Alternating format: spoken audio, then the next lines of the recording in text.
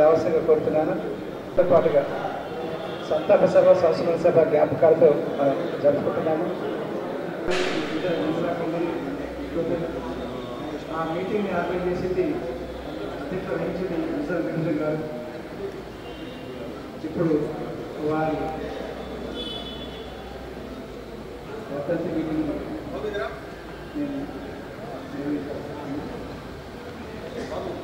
నంత ప్రభాకర్ గారు, శాతాంశ ప్రభాకర్ గారు, ప్రాచీన శ్రీ ప్రభాకర్ గారు, అలాగే పుస్తకం విశాల్ కృష్ణ గారు అకస్మాత్తుగా గుండెపోటుతో మరణించిన వారి జీవితము, సాహిత్యము, వ్యక్తిత్వము, జ్ఞాపకాలు మన గుండెలో నిరంతరంగా కొనసాగుతుంటాయి. వారిని రంగారెడ్డి గారిని వేదికకి కోసం చెప్తున్నాను. భద్రపరచుకోవడం కోసం వాటిని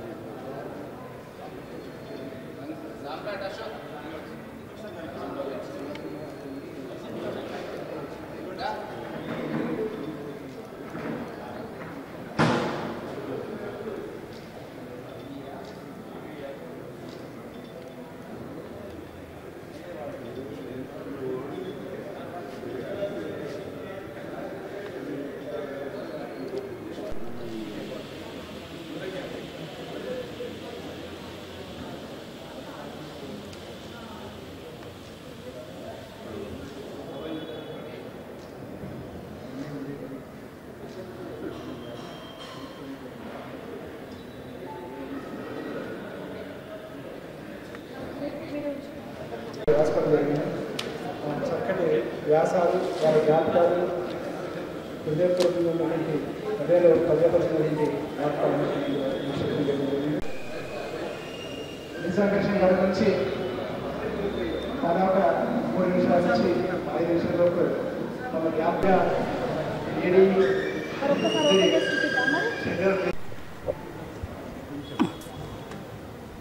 కాలువ మల్లన్న, కాలం మళ్ళీ ఆడపు లక్ష్మీపతి వీలైతే రండి, వీలైతే రండి. ముందర లాయరా ఫోటోగ్రాఫ్ పెద్ద ఫోటోగ్రాఫ్ తీస్తూ అబ్బా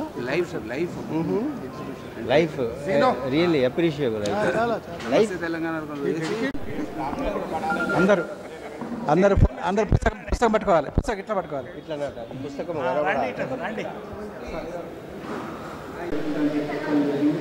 నాది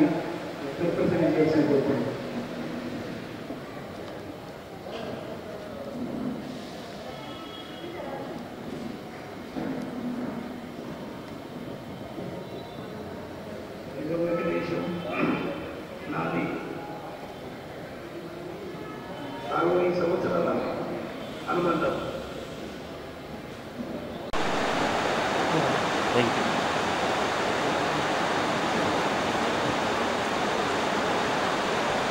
ఇప్పుడు లేట్ అవుతున్నది, వర్షం కూడా పడుతుంది. అందరు భోజనం చేసేవాళ్ళు భోజనం చేయండి. మీరు కూడా పట్టుకోండి.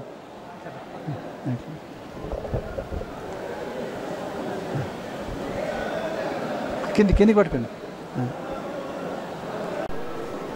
ఈ అపార్ట్మెంట్లకి చాలామందికి తెలియని విషయం ఏంటంటే ఇవి 90 అపార్ట్మెంట్ ఫేజ్ 2లో వీటికి చాలా కాలం అపార్ట్మెంట్స్ అసోసియేషన్కి ప్రెసిడెంట్గా ఉండి ఎన్నో సేవలు అందించినారు. వాటన్నిటిని జగ్గయ్య గారు తన వ్యాసంలో పుస్తకంలో రాశారు. ఈ అపార్ట్మెంట్లకు తొలి దశలో ఉన్నటువంటి నీటి ప్రాబ్లం గురించి, కరెంట్ ప్రాబ్లం గురించి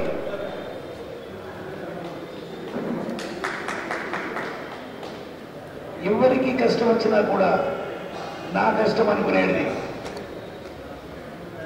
అది ఒక మహా సంతోషం. అయితే ఆయన నేచర్ ఎవరికి కష్టం వచ్చినా కూడా జేబులో పైసలు పెట్టుకొని వాళ్ళ కష్టం వచ్చిందని చెప్పంగానే నీ కష్టం తీరుతుందా అని చెప్పి తీర్చేవాడు. పొట్టు నుంచి తప్పిక వరకు ఒక్కరికి ఇద్దరికి తప్పక దానం చేసేవాడు. అయితే ఆయన ఎంతమందికి ఆదుకున్నాడు అంటే చెప్పలేనంత మందికి జీవితం ఇచ్చాడు. ఆయన ప్రతి ఒక్కరికి ప్రాబ్లం సాల్వ్ చేయాలి, కానీ మనం ప్రాబ్లం కావద్దని చెప్పి చెప్తుండే. ఎంత కష్టం వచ్చినా కానీ ఆ కష్టం ఎంత అన్నా చిటికలో సాల్వ్ చేయొచ్చు అని చెప్తుండే. అది నాకు నచ్చింది. అయితే ఇప్పుడు మన చెయ్యి పైకి ఉండాలి అని చెప్పేవాడు. అయితే జీవితంలో ఎన్ని కష్టాలు వచ్చినా కూడా డబ్బు సమస్య కాదు మనకు. డబ్బులు ఇచ్చుకుంటూ పోతే మనకు అదే తీరేస్తుంది ఎప్పుడన్నా అనేవాడు. అయితే అటువంటి మనిషి మన మధ్య లేకపోవడం చాలా దురదృష్టం. ఒక్క విషయం మాత్రం ఆయన గురించి చెప్పచ్చు.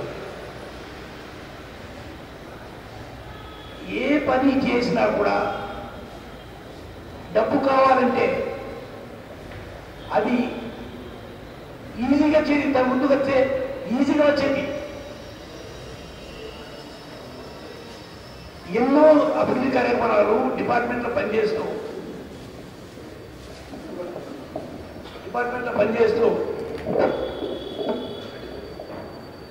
ఎన్నో డెవలప్మెంట్స్ మనం చేయవచ్చు. మనకు మాత్రం కమిట్మెంట్, సిన్సియారిటీ, హార్డ్ వర్క్ ఈ 3 తరాలకు నేర్పిండారు. అయితే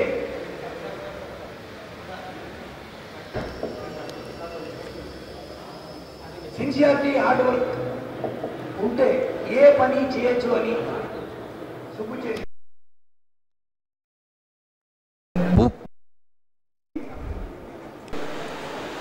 మరి గత 20 సంవత్సరాలుగా నిజాం వెంకటేశం గారు మాకు చిరపరిచితులు. మరి అవోపాలో అంచెలంచెలుగా ప్రధాన కార్యదర్శిగా, ఆర్థిక కార్యదర్శిగా, నేను అధ్యక్షుడిగా అయిన తర్వాత ప్రధాన కార్యదర్శిగా ఉండి కూడా ఆర్థిక కార్యదర్శిగా ఒప్పుకొని ఆయన ఈ యొక్క బాధ్యతని నిర్వర్తిస్తున్న సమయంలో ఈరోజు ఆయన లేడంటే మేము జీర్ణించుకోలేకపోతున్నాం. మరి ఆయన ఎప్పుడు కూడా ఏ రోజు కూడా ప్రతి వేదిక మీద నేను ఎప్పుడు కూడా 74 ఏళ్ల నవయువకుడు అంటే చిరునవ్వుతో ఆ మాటను స్వీకరించేవాడు.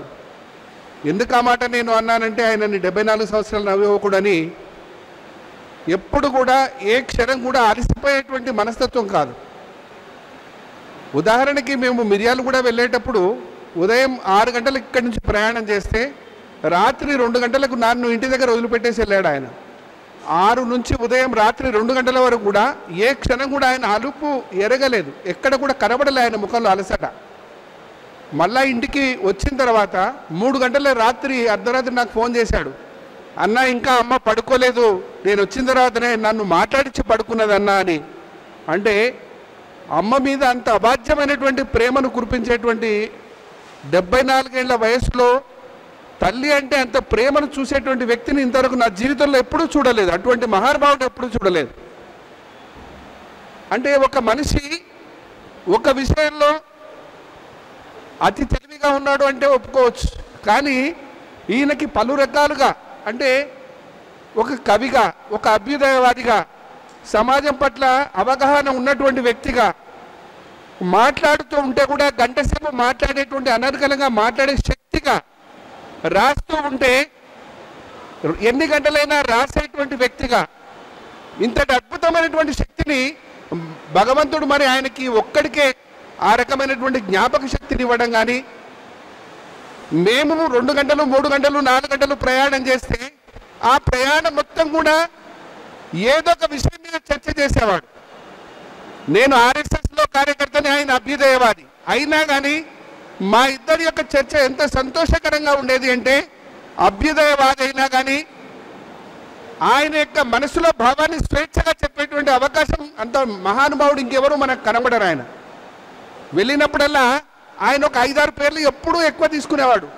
ఒకటి రాములు గారు, ఒకటి అల్లం నారాయణ గారు, ఒకటి సుద్దాల అశోక్ తేజ గారు, ఇంకోటి గంగిరెడ్డి గారు. నేను గంగిరెడ్డి గారిని ఇంతవరకు చూడలే, ఎక్కడ ఉంటాడో ఎలా ఉంటాడో తెలియదు నాకు. కానీ ఎప్పుడు ఆయన ఇట్లా ఒక 8-10 పేర్లని ఎప్పుడు కూడా ఆయన యొక్క జీవితంలో చక్రపాణి గారు ఈ రకంగా ఎంతోమందిని ఆయన తన యొక్క మాటల విషయంలో చెప్పేటప్పుడు తన యొక్క 50 ఏళ్ళు 60 ఏళ్ళ చరిత్రను కూడా 2 గంటలు 3 గంటలు మాతో పంచుకునేవాడు. అటువంటి మా వ్యక్తి మా మధ్యలో లేడు అంటే మేము జీర్ణించుకోలేకపోతున్నాం. ఒక ఆహోబ సమావేశంలో సామాన్యంగా ఆర్యవైశ్య కమ్యూనిటీలో ఆర్యవైశ్యులైనటువంటి వాళ్ళనే పిలుస్తారు. కానీ ఓ సెరమనీకి మన మధ్యలో ఉన్నటువంటి నిజాం వెంకటేశం గారి చరిత్ర అంటే 70లు 80లు కరీంనగర్ జిల్లా చరిత్ర, కరీంనగర్ జిల్లాలో జరిగిన ఉద్యమాల చరిత్ర, లేదా ఉత్తర తెలంగాణ మొత్తం తెలంగాణలో జరిగిన ఉద్యమాల చరిత్రగా అందరికీ తెలుసు. ఆయన ఒక ఉత్ప్రేరకంగా పనిచేసినవాడు. అప్పటి వామపక్ష రాజకీయాల సానుభూతిపరునిగానే కాకుండా చాలామందికి ఒక ప్రేరణగా పనిచేసినవాడు, ఆశ్రయం కల్పించినవాడు, ఆశ్రయం గురించి చెప్పినవాడు. అన్నిటికీ మించి వెంకటేశం సార్ ఇల్లు ఒక చలివేంద్రంలాగా ఆ కాలపు రచయితలు, ప్రగతిశీలవాదులు, ఆ కాలపు విప్లవానికి సంబంధించిన వాళ్ళందరూ భావించే ఒక పెద్ద వ్యక్తిత్వం వెంకటేశం గారిది. తెలంగాణ సాహిత్య చరిత్ర ఒకవేళ మనం మాట్లాడుకుంటే ఆ సాహిత్య చరిత్రలో 70లు 80లు 90లు ఈ 3 దశాబ్దాల పాటు ఒక ప్రేరణగా, ప్రపంచంలోనే ఒక గొప్ప సాహిత్యంగా వచ్చిన సాహిత్యం అక్కడి నుంచి వచ్చింది. అది ఏ ప్రక్రియల్లో తీసుకున్నా కూడా కరీంనగర్ నుంచి వచ్చిన సాహిత్యం మనం తీసుకోవచ్చు. ఒక విశ్వజనీయ లక్షణాలు గలది. వీటన్నిటి వెనకాల, వీటన్నిటికీ ప్రేరణగా ఈ సాహిత్య ప్రపంచానికి దగ్గరగా ఒక ఆత్మబంధువుగా మిగిలినవాడు వెంకటేశం సార్. ఆయన దిక్సూచి పెట్టినప్పుడు కవిత్వంలో బయట ఎక్కడైతే కోస్తా లాంటి జిల్లాలలో కవిత్వం గురించి వచ్చిన చిన్న చిన్న పత్రికల్లాగా ఆయన దిక్సూచి కూడా ఒకటి నడిపినాడు. చాలామందికి ఆయన ఒక ప్రేరణగా పుస్తకాలు ప్రచురించినాడు. చాలామంది రచయితలని ప్రోత్సహించినాడు. అదే కాకుండా ఆయన సంపర్కంలోకి, ఆయన స్నేహితంలోకి, ఆయన సంబంధాల్లోకి వచ్చిన వారికి సాహిత్యం గురించి, విశ్వ సాహిత్యం గురించి మాట్లాడినాడు. ఆయన క్షమించాలి, అధ్యక్షులు గారు అనౌన్స్ చేయకముందే వేదిక మీదకి వచ్చి నేనే మైక్ తీసుకొని మాట్లాడుతున్నాను. అల్లం నారాయణ గారితో వేరే పని ఉండడం వల్ల, ఒక ముఖ్యమైన వ్యక్తిని కలిసేటువంటి అపాయింట్మెంట్ ఉండడం వల్ల నేను ఇప్పుడు మాట్లాడాల్సి వస్తుంది. లేకపోతే మా కాసం సత్యనారాయణ గారు చెప్పినట్టుగా ఇంకాసేపు ఉండి తర్వాత మాట్లాడేటువంటి వాడిని. వేదిక మీద ఉన్నటువంటి పెద్దలు, ఈ సభలో ఉన్నటువంటి మీ అందరికీ కూడా నా నమస్కారాలు.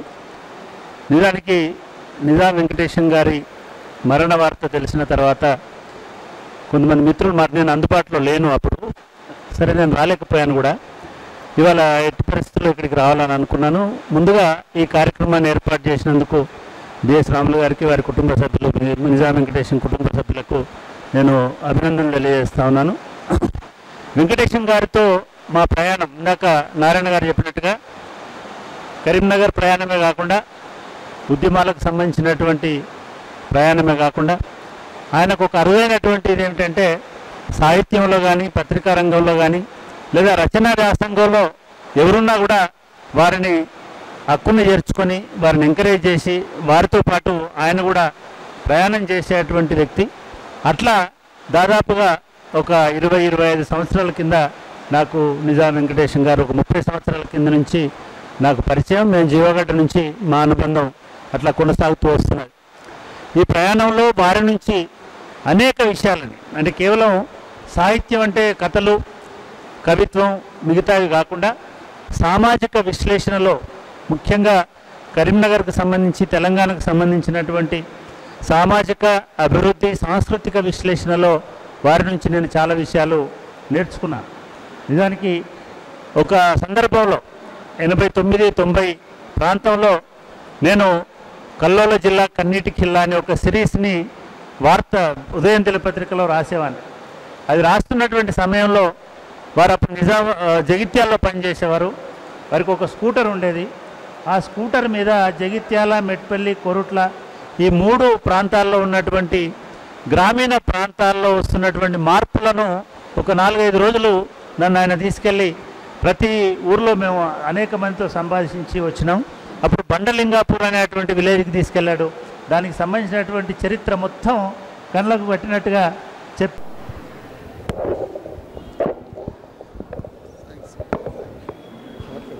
అట్లా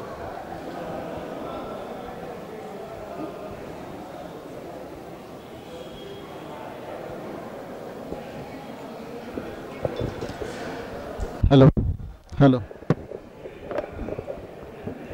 ఇంతేనా? జోహార్ జోహార్ నిజాం వెంకటేశం సార్, జోహార్ నిజాం వెంకటేశం సార్.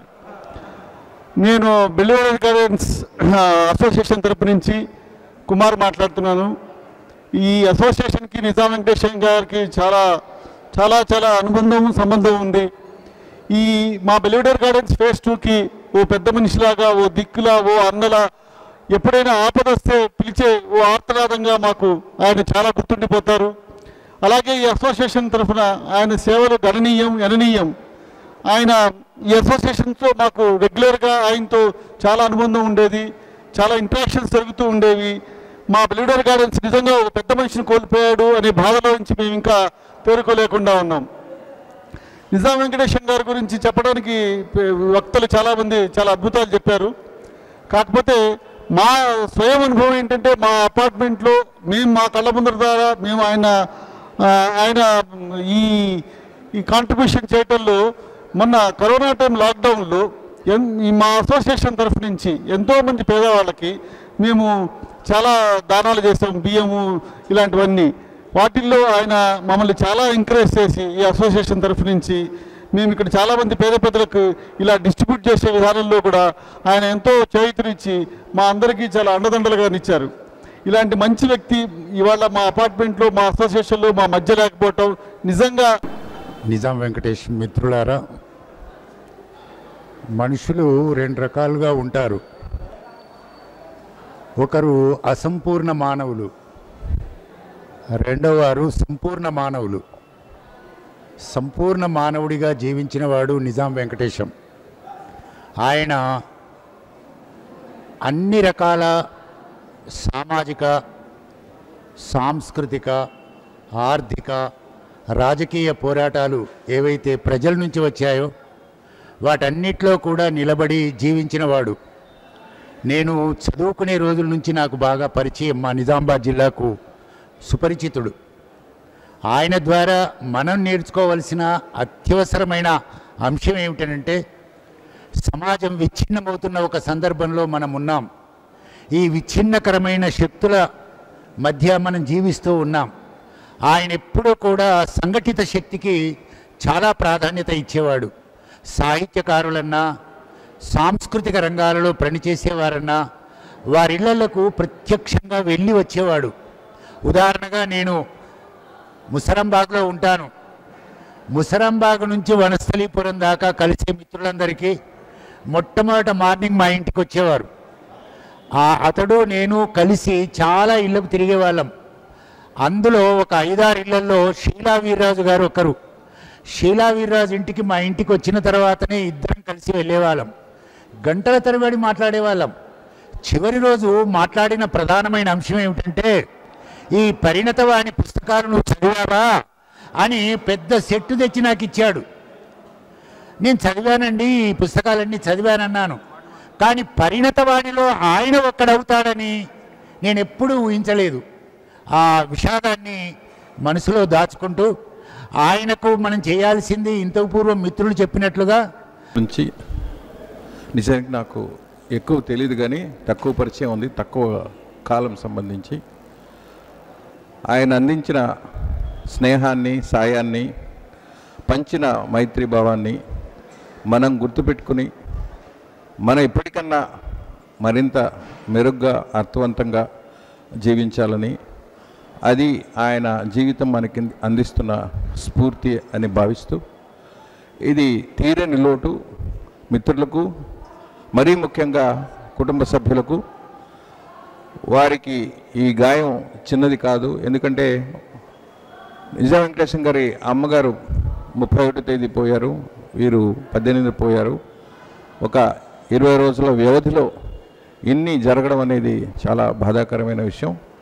కుటుంబ సభ్యులందరికీ ఈ గాయాన్ని, ఈ లోటుని భరించే ధైర్యం కలగాలని నేను వారి శ్రేయభిలాషిగా ఆశిస్తున్నాను. నమస్కారం, ధన్యవాదాలు. నిజాం వెంకటేశ్వర గారు లాంటి స్నేహశీలి,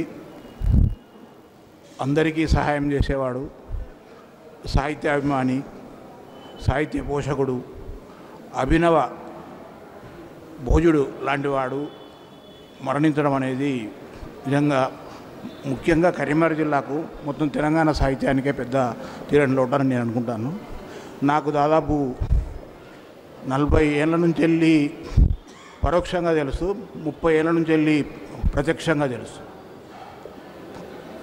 బిఎస్ రాములు గారు వాళ్ళ ఇంట్లో జైత్యాలకు అప్పుడు 91లో 92 ఆ ప్రాంతంలో ఎప్పుడు పోతుండేవాళ్ళము, కార్యక్రమాలకు కూడా పోతుండేవాళ్ళము. అప్పుడు నిజాం వెంకటేశం గారు నాకు పరిచయం అయ్యారు అక్కడ. అప్పటి నుంచి ఇప్పటి వరకు కూడా మా స్నేహం అట్లాగే కొనసాగుతుంది. ఆయన ఎవరితోనైనా ఎప్పుడూ నవ్వుతూ ఉండే ముఖము. తర్వాత సాహిత్యంలో, తెలుగు సాహిత్యంలో కానీ, తెలంగాణ సాహిత్యంలో కానీ, ఏ సాహిత్యంలో కానీ ఎవరి పుస్తకాలు వాళ్ళు వేసుకునే కష్టంగా ఉన్న సమయంలో అతడు ఇతరుల పుస్తకాలను వేయడం, ఇతరులకు ఆర్థిక సహాయం చేయడం లాంటిది అనేకం చేసేవాడు. పుస్తకాలు కొని ఇతరులకు ఇవ్వడం అనేది చాలా గొప్ప విషయం. పుస్తకాలు ఇస్తేనే ఎవరు చదవలేని పరిస్థితులలో అందరితో చదివించేవాడు. మంచి పుస్తకం వచ్చినప్పుడు చర్చించేవాడు. ఎప్పుడు కలిసినా ఏ మీటింగ్లో కలిసినప్పటికీ సాహిత్యం గురించి చర్చలు మాత్రమే ఉండేది. కరీంనగర్ జిల్లాలో ఉన్న అన్ని ఉద్యమాలతోని వెంకటేశం గారికి ప్రత్యక్ష పరోక్ష సంబంధాలు అన్నీ ఉన్నాయి. ఎంతోమందికి సాయం చేసిన వాడు, ముఖ్యంగా సాహిత్యం మిత్రుడు. వారితోని మా పవర్ డిప్లొమా అసోసియేషన్లో పనిచేసే అదృష్టం మాకు కలిగింది. వారి వారు ఎంతో మంచి మిత్రులు, చాలా మంచి సలహాలు ఇస్తుండేవారు.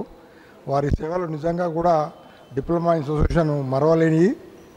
వారు కరీంనగర్ నుంచి రిప్రజెంటేటివ్గా ఉండేవారు. వారి ఆకస్మిక మరణం నిజానికి కూడా దిగ్భ్రాంతికి గురి చేసింది అందరినీ. మా అసోసియేషన్ తరఫున వారికి, వారి కుటుంబ సభ్యులందరికీ ప్రగాఢ సంతాపం తెలుపుతూ ఉన్నాము. వారి ఆత్మకు భగవంతుడు శాంతి చేకూర్చాలని కోరుతూ థ్యాంక్ యూ. కాచం గౌరవనీయులు పెద్దలు నిజాం వెంకటేశం గారి మృతి మనకు తీరని లోటు. వారు నాకు 5 సంవత్సరాల క్రితం ఒక కార్యక్రమంలో పరిచయమైన వారు. ఆవప కార్యక్రమం సిరిసిల్లాలో జరిగితే వారు నాకు పరిచయం అయ్యారు. అప్పటి నుండి ఇప్పటి వరకు కూడా వారు నేను ఏ కార్యక్రమం చేసినా నన్ను ప్రోత్సహిస్తూ ప్రతి నెల 15 రోజులకు ఒకసారి వారు నాకు ఫోన్ చేసి మేము చేసే కార్యక్రమాలు వారు చాలా మెచ్చుకునేవారు. అలాగే వారు ఒక సాహిత్యవేత్తగా మరియు సోషల్ రెస్పాన్సిబిలిటీగా నాకు ఫోన్ చేస్తుండే, బిడ్డ చెట్లు మనం నాటాలి, చెట్లు పెంచాలి, గ్రీనరీ పెంచాలి, పర్యావరణాన్ని పరిరక్షించాలి అనుకుంటూ మంచి మంచి సలహాలు సూచనలు ఇచ్చేవారు. అలాగే వారు చాలామందికి ఎన్నో రకాల ఆర్థిక సాయం కానీ ఇతర సాయాలు చేస్తుండేవారు. ఈ మధ్యకాలంలో వారిని కలవలేకపోయినా, అయితే మొన్న సారు మరణం తెలిసిన రోజే వచ్చేది ఉండే, కొన్ని అనివార్య కారణం వల్ల రాలేకపోయినా వారి గురించి మాట్లాడే అవకాశం నాకు వచ్చినందుకు నేను ఎంతో గర్వపడుతున్నా. వారు అకాల మరణం ఎంతో చింతించాల్సిన విషయం. వారు ఎక్కడ ఉన్నా కానీ వారి కుటుంబ సభ్యులందరికీ ఆ పరమేశ్వరుడు మనోధైర్యాన్ని ఇవ్వాలని కోరుకుంటూ ఈ అవకాశం ఇచ్చిన పెద్దలకు ధన్యవాదాలు. కష్టపడి నిజాం వెంకటేశ్వర గారు ప్రత్యేకంగా వెళ్ళి వారికి శాలువా కప్పి ఆశీర్వదించడం జరిగింది. వారు మాట్లాడాల్సిన కోసం. అందరికీ నమస్కారం. నా పేరు మనోహర్, ఎలక్ట్రిసిటీ డిపార్ట్మెంట్లో ఏడీగా మెట్పల్లిలో పనిచేస్తున్నా. సార్కు ఒక శిష్యుణ్ణి, వేదిక మీద ఉన్న మా గురువు గారు గంగారెడ్డి సారు మరియు సాహితీవేత్త BS Ramulu sir, ముందరున్న Prabhakar Rao sir, Nizam Venkatesham sir, ఆత్మీయులు, బంధుమిత్రులందరికీ నా యొక్క నమస్కారం. ఈరోజు ఇట్లా కలుసుకుంటామని ఎన్నడూ అనుకోలే. ఒక గోదావరి ప్రవాహంలాగా ఎప్పుడు వచ్చినా మెట్పల్లి కానీ జగిత్యాలలో కానీ కరీంనగర్లో కలిస్తే ఒక తుఫాన్ లాగా వచ్చేసి అందరినీ ఉన్న సమయాన్ని అందరికి కేటాయించి అందరినీ అలరించి ఆత్మీయతను, అనురాగాల్ని, బంధాలని, అనుబంధాలని అందరికీ పంచి నిత్యం ఒక జీవనదిలాగా ఉండే సారు వెంకటేశం సారు. చాలా బాధాకరం. జీవితంలో మేము ఈ విద్యుత్ సంస్థలో ఎంటర్ అయినాక కూడా గంగారెడ్డి సార్తో ఉన్న దూరం ఉన్నా కానీ సారు రెగ్యులర్గా ఫోన్లో టచ్లో ఉండేవారు. ఎన్నో విషయాలు నేర్పారు. సార్తో చాలా నేర్చుకున్నాను నేను చెప్తాను. లాస్ట్ మూమెంట్లో కూడా సార్ ఎంత బిజీ ఉన్నారు. మొన్న ఒక బుక్ ట్రాన్స్లేషన్ చేయాలి సార్, మా బాబు రాసింది అని అంటే అదొక అవకాశంగా భావిస్తా. మనోహర్, నువ్వు తయారు చేసి పంపించేయమనంటే ఒక కేవలము 4-5 రోజులలోనే రాత్రింబగళ్ళు కష్టపడి తెలుగులో. మిత్రులు, ఆత్మీయులు, శ్రేయోభిలాషి ఎన్ని పేర్లు చెప్పినా కానీ నిజాం వెంకటేశం గురించి తక్కువే. ఒక ఉద్యోగిగా పరిచయమైన, ఒక కుటుంబ సభ్యునిగా మిగిలిపోయిన స్నేహం మాది. ఇప్పుడు ఇక్కడ ఉన్న గంగారెడ్డి గారు కానీ, బిఎస్ రాములు గారు కానీ, ధరన్, గంగాధర్, నర్సన్, ఇదంతా జగిత్యాలలో ఒక కుటుంబంలాగా ఉండేది. నిజాం వెంకటేశ్వర గారి వ్యక్తిత్వం గురించి చాలామంది చాలా విషయాలు చెప్పారు. ఆయన నుంచి మనం నేర్చుకోవాల్సింది ఏంటంటే, సమాజం మనకేమిచ్చిందని కాదు, సమాజానికి మనం ఏమిచ్చామని ఆలోచించుకోవాలి. తోటివాడికి వీలైనంతలో సహాయపడాలి. అది ఆర్థికంగానే కావచ్చు, మానసికంగానే కావచ్చు, శారీరకంగానే కావచ్చు. నీకు తోచిన సాధ్యమైన రీతిలో నువ్వు ఎదుటివానికి సహాయపడ్డప్పుడే నీ జీవితానికి ఒక అర్థం, పరమార్థం అనేది నిజాం వెంకటేశం గారి నుంచి మనం నేర్చుకోవాల్సింది. మా 40 సంవత్సరాల పరిచయంలో ఎన్నడూ కూడా ఆయనే నాకు ఇది కావాలి లేదా నేను ఇది చేస్తే నాకు వారి నుంచి ఇది రాలేదు అనే అసంతృప్తి అనేది కనబడలేదు. జీవితంలో ఎన్ని రకాల ఒడిదొడుకులు ఉంటాయి, మంచి చెడ్డ, కష్టాలు సుఖాలు, సంతోషం దుఃఖం అన్నీ కూడా సమపాలలో అనుభవించిన సంపూర్ణ జీవితం వెంకటేశం గారిది. తనకు లేదు అని ఒక లేమితో, ఆలోచన లేమితో కూడా లేకుండా నాకున్నది మీ అందరికీ పంచుతాను అని ప్రతి క్షణం ఎదుటివారి కొరకు పరితపించిన మహామనిషి. అందరికీ నమస్కరిస్తూ ముఖ్యంగా వారి కుటుంబ సభ్యులకు మా ప్రగాఢ సానుభూతిని తెలియపరుస్తూ, అంటే బహుశా నేనైతే ఊహించినటువంటి సంఘటన. సరే, కామన్ ఒక వయసు వచ్చిన తర్వాత చనిపోవడం అనేది సహజమైన ప్రక్రియ కావచ్చు, కానీ మాకు నిజాం వెంకటేశం గారికి ఉన్నటువంటి సంబంధం దాదాపు ఒక 7 సంవత్సరాల నుండి, 2 సంవత్సరాలు కరోనా పీరియడ్ పక్కన పెడితే ఒక 5 సంవత్సరాల నుండి అత్యంత సన్నిహితంగా, బహుశా వాళ్ళ ప్రశాంతతో ఏ రకంగా ఉండినో నన్ను ఆ రకంగా ఒక పెద్ద అబ్బాయిలాగానో చిన్న అబ్బాయిలాగానో ఒక అబ్బాయిలాగా వాళ్ళ కొడుకులాగా నన్ను చూసినటువంటి, అత్యధికంగా లాస్ అంటే వాళ్ళ కుటుంబ సభ్యులకు ఎంతో లాస్ తెలియదు, కానీ నాకు వ్యక్తిగతంగా తను లేని లోటు అయితే తీర్చలేనటువంటి బాధ. దాంట్లో భాగంగానే ఒక లిటరరీ పీపుల్ని ఇంట్రడ్యూస్ చేసిన యొక్క ఘనత చాలా వరకు మేధావులు, సాహిత్యవేత్తలు, కవులు, రచయితలు, వేదిక విన్నటువంటి గంగారెడ్డి కావచ్చు, బిఎస్ రామలన్న కావచ్చు, మా ప్రభాకర్ రావు కావచ్చు, చాలామంది ఇంటలెక్చువల్స్ తోటి ఆ అనుబంధాన్ని పెంచి నేనంటూ ఒకరిని సమాజానికి తెలియపరిచినటువంటి గొప్ప వ్యక్తి నిజాం వెంకటేశం గారు.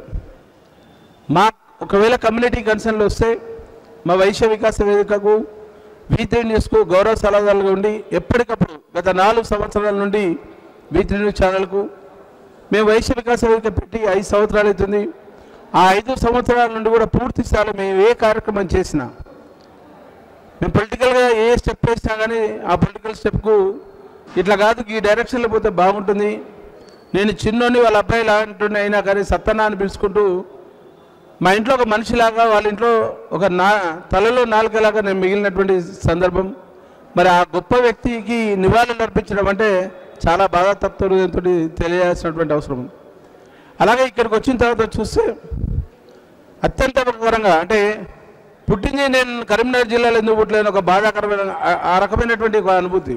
అంటే కరీంనగర్ జిల్లాలో ఉన్నటువంటి దాదాపుగా ఎంతమంది తెలంగాణ రాష్ట్రం కోసం కరీంనగర్ జిల్లా నుండి మొదలైనటువంటి ఉద్యమంలో ఎంతోమంది గొప్ప మేధావులందరికీ కూడా తను ఒక మిత్రుడిగా, ఒక స్నేహితుడిగా, ఒక మెంటర్గా ఉన్నటువంటి గొప్ప వ్యక్తిని మేము ఇంకా ఆయన దగ్గర నుండి ఎన్నో నేర్చుకోవాల్సినటువంటి అవసరం ఉండే, అవి నేర్చుకోకుండానే మేము కొంత ఇబ్బంది పడేటువంటి వాతావరణం. అంటే ఇంకా తెలియాల్సినటువంటి విషయం, కమ్యూనిటీలో దాదాపుగా ఒక 10% బహుశా ఆయన జీవితాన్ని కమ్యూనిటీ కోసం రీసెంట్గా ఓపల తను చేస్తున్నటువంటి కార్యక్రమాలు కావచ్చు. కానీ నాన్ కమ్యూనిటీలు ఎక్కడ కూడా అసలు విచిత్రమైనటువంటి ఏంటంటే ఆయన ఇంటి పేరే ఒక నిజాం పరిపాలనలో ఇంటి పేరుగా మార్చుకున్నటువంటి, అంటే తనకు ఉన్నటువంటి సోషల్ కన్సర్న్, ఒక సామాజిక దృక్పథం, సామాజిక లక్షణం, చదువుకున్న ఒక మేధావి. ఎంతోమంది అంటే ఇప్పటికీ మనం చెప్తుంటాం చరిత్రలో మేధావుల మౌనం అత్యంత ప్రమాదకరమని చెప్తున్నటువంటి నేపథ్యంలో ఆ మేధావి ఎవరైతే ఉన్నారో మన నిజాం వెంకటేశం గారు ఎంతోమందికి విద్యాబుద్ధుల విషయంలో కావచ్చు, కవిత్వంలో కావచ్చు, సాహిత్యంలో కావచ్చు, ఒక మార్గదర్శకంగా, ఒక మెంటర్గా, ఒక గైడ్గా, నడిచే గ్రంథం ఒక జ్ఞాన గనిగా చెప్పుకోవచ్చు. తను చేసినటువంటి ఎన్నో సందర్భాల్లో, ఎన్నో విషయాలలో మేము చేసే ప్రతి కార్యక్రమంలో కూడా నాకు పొద్దున్నే ఫోన్ చేసి 6 గంటలకు ఫోన్ చేసి, సత్తన్న అట్లా కాదే, ఇట్లా చేయి, ఆవేశంతో చేయొద్దు, ఆలోచన పరుతో చేయాలి, మన ఒక కమ్యూనిటీని ఒక మంచి డైరెక్షన్లో పెట్టాల్సినటువంటి బాధ్యత నీ అందుంది, ఆ కమ్యూనిటీకి ఒక రూట్ మ్యాప్ తీసుకురా. ఎందుకంటే ఎవరు చేయట్లేదు, సంఘం అనగానే ఒక దండలు శాలువల పరిస్థితి కాకుండా సమాజం కోసం ఇంత పనిచేసినాం, తెలంగాణ ఉద్యమం ఇంత పనిచేసినాం, తెలంగాణ ఉద్యమం తెలంగాణ రాష్ట్రమే కాదు సమాజానికి కూడా ఒక మార్గదర్శకంగా ఉండాల్సినటువంటి బాధ్యత నీ మీద ఉంది. దానికి కావాల్సిన ఏర్పాట్లన్నీ కూడా ఒక మంచి డైరెక్షన్ ఇస్తా అని చెప్పినటువంటి నేపథ్యంలో ఈరోజు ఒక పెద్ద దిక్కును కోల్పోయినటువంటి బాధ మాకుంది. అంటే చాలామంది మేధావులు ఈరోజు చూసినటువంటి జూగంటి జగన్నాథం గారు రాసిన ఆర్టికల్ కావచ్చు, మన నర్సన్ రాసిండు, రవీందర్ గారు రాశారు. ఈరోజు అత్యంత గొప్ప వ్యక్తి మల్లాదిలో వేణుగోపాల్ గారు రాసినటువంటి ఆర్టికల్ చదివిన తర్వాత అసలు ఇంత గొప్ప వ్యక్తితోటి మనకి ఇంత సాన్నిహిత్యం ఉందా, అంటే ఇంత మనం ఈజీగా మాట్లాడగలిగినామా, ఇంతమంది మేధావులు వారందరూ కూడా ఆయన గురించి గొప్పగా స్మరించుకున్నటువంటి నేపథ్యంలో మనకు అతను కలవడం, అతనితో కలిసి ప్రయాణించడము చాలా అరుదైన సంఘటన, గొప్ప అదృష్టంగా భావిస్తున్నాం. సమాజానికి పర్టికులర్గా మా కమ్యూనిటీలో ఉన్నటువంటి వాళ్ళు చాలామంది కూడా ఓన్ చేసుకోలేనటువంటి పరిస్థితిలో ఉన్నాము. ఎక్కడ కూడా కమ్యూనిటీ కన్సర్న్లో ఆయననైతే పూర్తి స్థాయిలో ఓన్ చేసుకోలేకపోయినాం. అది మా దురదృష్టంగా మా కమ్యూనిటీకి ఒక పెద్ద దిక్కుపోయినని చెప్పుకోవచ్చు. చరిత్రకారులకు మన మహాత్మా గాంధీ గురించి మాట్లాడుకుంటాం. మహాత్మా గాంధీ నలయాడిన నేరాన్ని కోల్చుకున్నటువంటి సందర్భాలు ఉంటాయి. అట్లనే మన నిజాం వెంకటేశ్వర గారి గురించి ఎన్ని చెప్పినా ఎంత చెప్పినా ఇక్కడికి వచ్చేస్తే వాళ్ళందరూ కూడా తండ్రి సమానులు ఉన్నారు. కాబట్టి చాలామంది మేధావులు ఉన్నారు. వాళ్ళ ముందు నేను మాట్లాడితే నేను కవిని కాకపోవచ్చు, సాహిత్యవేత్తలు కాకపోవచ్చు, కానీ సమాజంలో చూసి సమాజం నుండి అనుభవించుకున్నటువంటి చాలా లోతుగా విశ్లేషించి సమాజంలో ఏం జరుగుతుంది, సమాజానికి ఏ రకంగా ఉపయోగపడతాం, సమాజానికి వచ్చినప్పుడు మనం చేయాల్సినటువంటి బాధ్యత ఏ రకమైన ఉంది, మన కర్తవ్యాన్ని ఏ రకంగా తీర్చిదిద్దాలి, కర్తవ్యం బోధన ఏ రకంగా చేయాలనే దాంట్లో నాకు ముందుండి నేర్పినటువంటి గొప్ప వ్యక్తి. బహుశా నేను ఎవరిని కూడా పెద్దవాళ్ళు ఉంటే సార్ అని మాట్లాడతాం, కానీ పాలిటిక్స్లో ఉన్న తర్వాత అందరినీ అన్న అంటే వెంకటేశ్వర నేనైతే ఒక ఫ్రెండ్ లాగానే ట్రీట్ చేసాను తప్ప ఒక పెద్ద ఆయనలాగా కూడా ఎక్కడ కూడా చేయకుండా మా ఇంట్లో మనిషిలాగా మా పిల్లలు కానీ మా మిస్సెస్ కానీ అందరూ కూడా పేరు పేరున మా కుటుంబ సభ్యులుగా, చివరికి మా అమ్మ నాన్న ఊళ్ళో ఉంటే కూడా వాళ్ళు కూడా ఫోన్ చేసి చాలా బాధతోటి మాట్లాడినటువంటి నేపథ్యం ఉన్నది. అంటే ఇక్కడికి వచ్చేసిన తర్వాత మన చనిపోయిన రోజు గంగిరెడ్డి గారు కలిసినప్పుడు సత్యం నువ్వు కదా నీ గురించి ప్రతిరోజు మాట్లాడుతాడు వెంకటేశ్వర మన ప్రత్యక్షంగా కలవలేదు. వాళ్ళ మదర్ చనిపోయినప్పుడు కొంచెం లేటుగా మాకు ఇన్ఫర్మేషన్ వచ్చినాము ఇక్కడికి. ఈ రోజు వరకు 6 ఏళ్ళ సాహిత్య పరిచయంలో ఎప్పుడు కూడా ఇంటికి రాలే అన్నాను. కనీసం మా అమ్మ చనిపోయినప్పుడు ఇంటికి వచ్చినా ఇప్పటిదాకా రాలేనటువంటి పరిస్థితి అయింది. చూసా విధి ఎట్లా ఉంటుందంటే చివరికి ఆయన చనిపోయినప్పుడు ఇక్కడ ఉండి మాట్లాడాల్సి వచ్చేటువంటి పరిస్థితి వస్తుందని చెప్పి నేను కళ్ళ కూడా ఊహించలే. అంటే అంత గొప్ప వ్యక్తి గురించి ఇంత గొప్ప గొప్ప వ్యక్తులు ఇక్కడికి విచ్చేసిన వాళ్ళు ఒక్కరు కూడా ఒక మిస్సైల్ లాంటి వ్యక్తులు వచ్చి తన గురించి వారికి ఉన్నటువంటి సాన్నిధ్యం గురించి మాట్లాడుతుంటే ఎక్కడో దూరంలో ఉన్నాం మేము, అతను ఇంకా ఓన్ చేసుకునేటువంటి పరిస్థితిలో ఉన్నాము.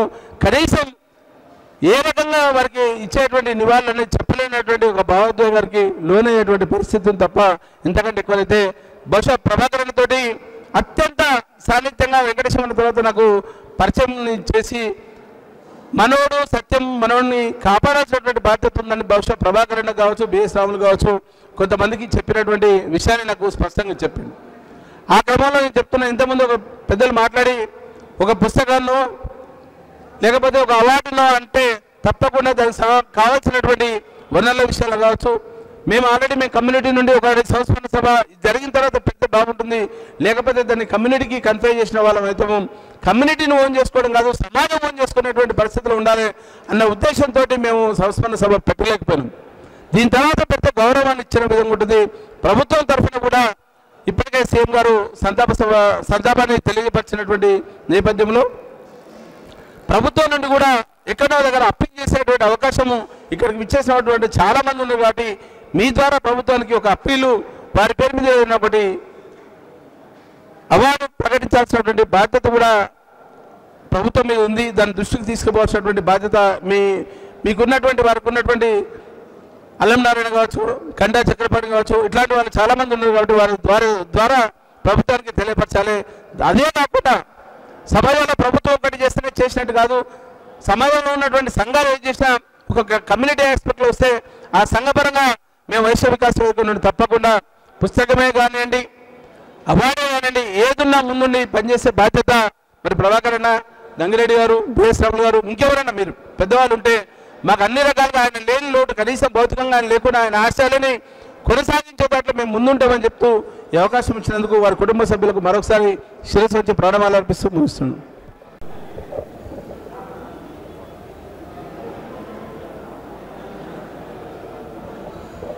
ఇప్పుడు నమస్కారం. దాదాపుగా 35 సంవత్సరాల క్రితం మొట్టమొదటిసారిగా జయదేవ్ తిరుమల సార్ వాళ్ళ ఇంట్లో నిజాం వెంకటేశం గారిని చూశాను. నిజాం వెంకటేశం గారి గురించి ఆ రోజుల్లోనే అలిశెట్టి ప్రభాకర్ గారు రాసిన ఒక కవితలో 2 లైన్ల భావం మాత్రం నాకు ఇంకా బాగా గుర్తుంది. ఈ గచ్చు మీద ఒక కాయిన్ గల్లుమన్నది అంటే అక్కడికి నిజాం వెంకటేశం వచ్చాడని గుర్తు. అర్థమైందా? ఆయన వితరణకి అలిశెట్టి ప్రభాకర్ గారు రాసిన పోయట్రీలో ఇంకా ఉంది. అక్కడ గల్లు మంది అంటే అందరూ బాగా సెటిల్ అయ్యాక మేము చాలా బాగా సంపాదించుకున్నాక ఏదో దానం చేస్తాం, పుణ్యకార్యాలు చేస్తాం అంటారు. కానీ ఈయన మొదటి నుంచే ఆయనకి బ్లడ్లో, ఆయన జీన్స్లో, ఆయన భావాల్లో మొదటి నుంచి ఆ వితరణ, ఆ సహాయ గుణం అనేది ఉంది. దాదాపుగా 35 సంవత్సరాల క్రితం, అంటే ఆయన మంచి యూత్ టైంలో, ప్రైమ్ టైంలో ఉండగానే అలాంటి సహాయాలు చేశారు. ఆయన కనబడకుండా ఎన్నో గుప్తదానాలు చేశారు. నేను ఇప్పటికీ అనుకుంటాను, ఆయన ఇంకా కొన్ని డబ్బులు దాచి ఉంటే వాళ్ళ అబ్బాయి ప్రశాంత్కి ఇచ్చుండేవాళ్ళేమో. కానీ ఇప్పుడు ఇంతమంది మనుషుల్ని, ఇంతమంది వ్యక్తుల్ని ఆ కుటుంబానికి ఇచ్చాడు. సో అది చాలా గ్రేట్నెస్. ఆయన నుంచి ప్రతి ఒక్కళ్ళు నేర్చుకోవాల్సింది. ఎవరైనా చదువుతున్నారు అంటే ఆయనకి సంబరం, ఎవరైనా రాస్తున్నారు అంటే ఆయనకి మరీ సంబరం. ఆయన మురిసిపోయేవాళ్ళు. కొత్త పుస్తకాలు చదివాం, కొత్త పుస్తకాలు రాసామని ఎవరైనా చెప్తే ఆయన చాలా గొప్పగా మురిసిపోయేవాళ్ళు. ఒక గాంధీకి ఒక వైశ్య కులమని ఆపాదించలేం. నిజాం వెంకటేశం గారికి కూడా కులాన్ని ఆపాదిస్తారని నేను అనుకోను. ఆయన సాహితీ కులానికి చెందిన వ్యక్తి, ఆయన ఈ సమాజానికి చెందిన వ్యక్తి. ఆయన లేని లోటు భర్తీ చేయలేంది. ఆయన కుటుంబ సభ్యులకి భగవంతుడు ఆయురారోగ్యాలని, ధైర్యాన్ని, మనశ్శాంతిని ఇవ్వాలని, ఆయనకు ఆత్మశాంతిని ప్రసాదించాలని కోరుకుంటున్నాను. Thank you madam. నా పేరు పావని, నేను స్కై ఫౌండేషన్లో వైస్ ప్రెసిడెంట్ని. నిజాం వెంకటేశం గారు స్కై ఫౌండేషన్కి ఒకసారి వచ్చారు. అది కూడా ఒక 3-4 ఇయర్స్ బ్యాక్. 3-4 ఇయర్స్ బ్యాక్ వచ్చారు. అది 175 అన్నదాన ప్రోగ్రాం అనుకుంటా. ఆ రోజు స్పెషల్ ప్రోగ్రాం కాబట్టి ఆ రోజు వచ్చారు. చాలాసేపు మాతో వాలంటీర్స్తో మంచి మోటివేషన్స్ ఇచ్చి మంచిగా చదువుకోవాలి అని చెప్పి ఆ ఒక్కరోజే కలిసింది అతను. కానీ ఎప్పటికీ ఆయన గుర్తుంచుకున్నారు నన్ను. అది మళ్ళీ 10 డేస్కే వాళ్ళ అమ్మగారిది ప్రోగ్రాం ఉన్నప్పుడు కలిశాను. మళ్ళీ ఇప్పుడు ఇలా వస్తానని నేను అనుకోలేదు. చాలా బాధ.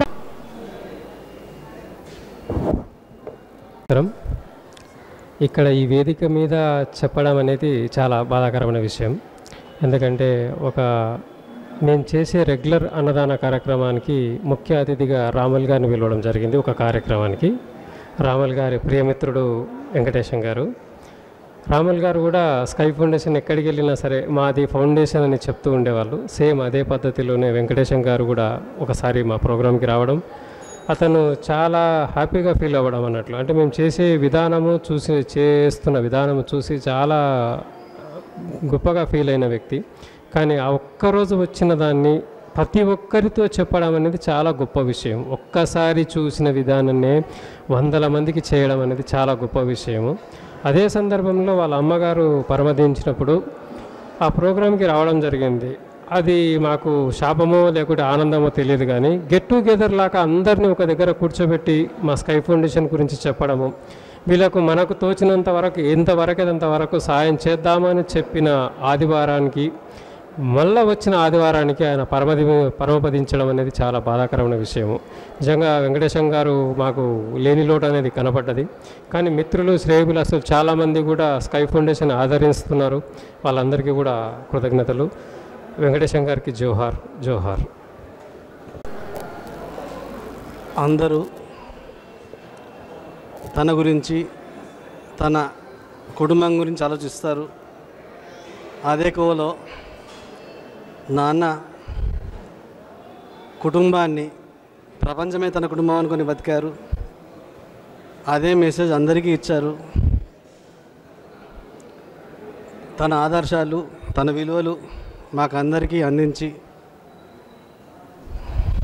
ముందుకు వెళ్ళిపోయారు. నమస్కారం. వయసులో మీ అందరికంటే చిన్నవాడిని, కానీ మాట్లాడే అవకాశం కొంచెం ముందు రావడం కారణం నిజాం వెంకటేశం గారి స్మృతిలో నేను రాసిన వ్యాసం అని అనుకుంటున్నాను. నా పేరు కందుకూరు రమేష్ బాబు. నేను సామాన్య శాస్త్రం అనే పేరుతో సామాన్యమైన వ్యక్తులు మన చుట్టూ ఉండే వాళ్ళ గొప్పతనాన్ని, వాళ్ళు చేస్తున్నటువంటి అదృశ్య కృషిని అక్షరాల్లో పెట్టడం, వాళ్ళ జీవితాల్ని ఫోటోగ్రఫీ ద్వారా ఒక ప్రదర్శనలకు పెట్టడం అనేది ఒక బాధ్యతగా తీసుకొని ఇష్టంగా చేస్తున్నటువంటి వ్యక్తిని నేను. ఆ ప్రయత్నానికి మొట్టమొదటి నుంచి కూడా వెన్నంటి ఉన్నటువంటి గురువు లాంటి వారు నిజాం వెంకటేశం గారు. అయితే ఈ సందర్భంలో ఈ మంచి పుస్తకం, ఈ పుస్తకం చదవడం వల్ల మీ ఇంట్లో ఉండే పిల్లలకు మన ఇంటికి వచ్చే నిజాం వెంకటేశం గారు ఎవరో తెలుస్తుంది. చాలామందికి ఆయన బహుముఖ ప్రజ్ఞ, ఆయన మేధావితనము, ఆయన విశాల హృదయము ఇవి తెలిసే అవకాశం లేదు మన కుటుంబ సభ్యులకు. ఎందుకంటే చాలా సామాన్యంగా ఉండే వ్యక్తులు సమాజంలో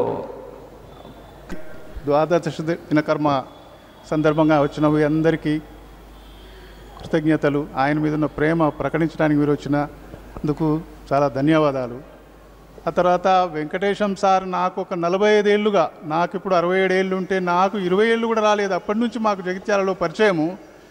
మమ్మల్ని తీర్చిదిద్దిన మనిషి, నన్నే కాదు నాలాంటి వందలాది మందిని. నేను నిలబడ్డా అంటే వెంకటేశం చెక్కిన శిల్పాన్ని నేను తయారు చేసుకునేది ఏమీ లేదు. ఆయన నర్సని ఈ రకంగా ఉండాలా, ఈ రకంగా నేర్చుకోవాలా, ఈ పుస్తకాలు చదవాలా, ఈ రకంగా నువ్వు ఒక సంఘజీవిగా నీవుగా ఒక మానవతావాదిగా నేర్చుకోవడానికి ఈ రకంగా చేయాలి, ఈ పుస్తకాలు చదవాలంటే నేను ఒక సంతృప్తికర జీవితం, ఈ 60 ఏళ్ళు నిండినందుకు కూడా నేను ఒక సంతృప్తికర బతికే జీవితాన్ని గడిపిన అనడానికి నాకు గురువు మూలం వెంకటేశం సార్. వెంకటేశం సార్ గురించి నేను ఎంత చెప్పినా ఒడవంది. నాకు ఇక్కడ కరీంనగర్లో ఆయన కష్టాలు, దుఃఖాలు, సుఖాలు అన్నీ పంచుకున్నాడు, చూసినాం. ఎప్పుడు బుద్ధి పుట్టినా, చిక్కడిపల్లిన్నా, నిజాంపేటలున్నా మా ఇంటికి వచ్చి దినమంతా ఉండే 2 పూటలు తిని ఆయన ఎన్నంటే ముచ్చట్లు చెప్పి పోయేటోడు. ఎంతో ఎడ్యుకేట్ చేసేది. అయ్యో నీ పుస్తకం చదవలేదు కదా, నీకోసమే తెస్తున్నా. శివారెడ్డి సంఘ జోహార్ జోహార్ నిజాం వెంకటేశం గారికి, జోహార్ జోహార్ జోహార్ నిజాం వెంకటేశం గారికి. మనం కూడా వారి యొక్క వదాన్యతని, ఉదారతని, ఇతరులకు సహకరించే విధంగా వారి యొక్క స్ఫూర్తిని మనం తీసుకొని పోతే, ఒక మంచి పుస్తకాన్ని ఇతరులకు అందించగలిగితే, మనం కొని ఇతరులకు చదివించగలిగితే, మనం వారి యొక్క ఆశయాలను, లక్ష్యాలను ముందుకు తీసుకెళ్ళి వెళ్ళినట్టే. మనకున్నంతలో ఒక కొత్త పుస్తకం వచ్చినప్పుడు వాటిని ప్రమోట్ చేయడం, ఆ తర్వాత యువతరాన్ని, విద్యార్థులని చేతనే సహాయం చేసి మార్గదర్శనం వహించడం, అలాగే ఆ పుస్తకంలోని విషయాన్ని 10 మందికి మంచి విషయాన్ని చెప్పి పుస్తకాలు కొని ఇతరులకు ఇవ్వడం, లైబ్రరీలకు ఇవ్వడం, ఇలాంటి పనులన్నీ నిజాంకృష్ణ గారు చేశారు. ఇప్పుడు స్ప్రెడింగ్ లైట్ తరఫున డాక్టర్ సూర్యప్రకాష్, జ్యోతి, కామేశ్వర్ గారు చేస్తున్నారు. మనం కూడా ఆ రంగంలో చేస్తే మనం నిజంగా నిజాం వెంకటేశం గారి యొక్క లక్ష్యాలను తీసుకొని పోయినట్టుగానే ఉంటుంది. వారి నుంచి ఈ ఔదార్యాన్ని, ఉదారతని మనం అరవలుసుకోవాల్సి ఉన్నదని చెప్పి తన వ్యాసంలో చక్కగా రాసినటువంటి ఆడిప లక్ష్మీపతి గారు తన సందేశం ఇవ్వాల్సిన కోరుతున్నాను. ఇది అత్యంత విషాదభరితమైన సందర్భం. సాహితీవేత్త, కవి, విమర్శకుడు, రచయిత, మంచి విశ్లేషకుడు, రాజకీయ వ్యాఖ్యాత, అంతకుమించి మంచి మనసున్నటువంటి ఒక గొప్ప మనిషి నిజాం వెంకటేశం గారు కీర్తిశేషులైనారు. ఆయనను సంస్మరించుకుంటూ ఆయనకు నివాళి ఇచ్చేందుకు మనం ఇవాళ ఇక్కడ సమావేశమైనాము. ఇది చాలా విచారకరమైన సందర్భం అని నేను అనుకుంటున్నాను. నిజాం వెంకటేశం గారితో నాకు 30 ఏళ్ళ స్నేహం ఉన్నది. అది మొదట్లో సాహిత్య మైత్రిగా ప్రారంభమై తర్వాత ఆత్మీయ స్నేహంగా పరిణమించింది. నేను ఎఫ్సీలో ఉన్నప్పుడు అక్కడికి వచ్చినప్పుడు మా ఇంటికి వచ్చేవాడు, నా కష్ట సుఖాలు విచారించేవాడు, నా యోగక్షేమాలు అడిగేవాడు. ఆ తర్వాత ఫ్యాక్టరీ మూతపడిన తర్వాత హైదరాబాద్ షిఫ్ట్ అయిన తర్వాత ఆయన కూడా అప్పటికే హైదరాబాద్ వచ్చి ఉన్నారు. ఆయన కారణం వల్ల ఆయన వచ్చారు. నేను వీఆర్ఎస్ తీసుకుని నేను హైదరాబాద్కి వచ్చాను. హైదరాబాద్కి వచ్చిన తర్వాత నేను ఎలా బతుకుతున్నాను, ఈ నగరంలో ఈ బతుకు బండిని భారంగా ఎలా లాగలుగుతున్నావు, ఎలాంటి ఆదాయం లేని పరిస్థితులు అని చెప్పేసి సానుభూతి చూపిస్తూ నాకు ఓదార్పు వచనాలు చెప్పేవారు, నాకు ధైర్యవచనాలు చెప్పేవారు. సో ఆ రకంగా ఆయన నాకు ఒక రకంగా చాలా ఆత్మీయ మిత్రుడు. ఇది ఒక పార్శ్వం. మరొక పార్శ్వం ఏంటంటే ఆయనలోనిది, ఆయన మంచి సాహితీ పిపాసి, మంచి టేస్ట్ ఉన్నటువంటి రచయిత. ఆయన ఆయన ఆయన ఆయన లిటరీ టేస్ట్ అనితర సాధ్యమైనది. ఆయన యూరోపియన్ లిటరేచర్ చదివాడు, అమెరికన్ లిటరేచర్ చదివినాడు, ఆఫ్రికన్ లిటరేచర్ చదివినాడు. వాటి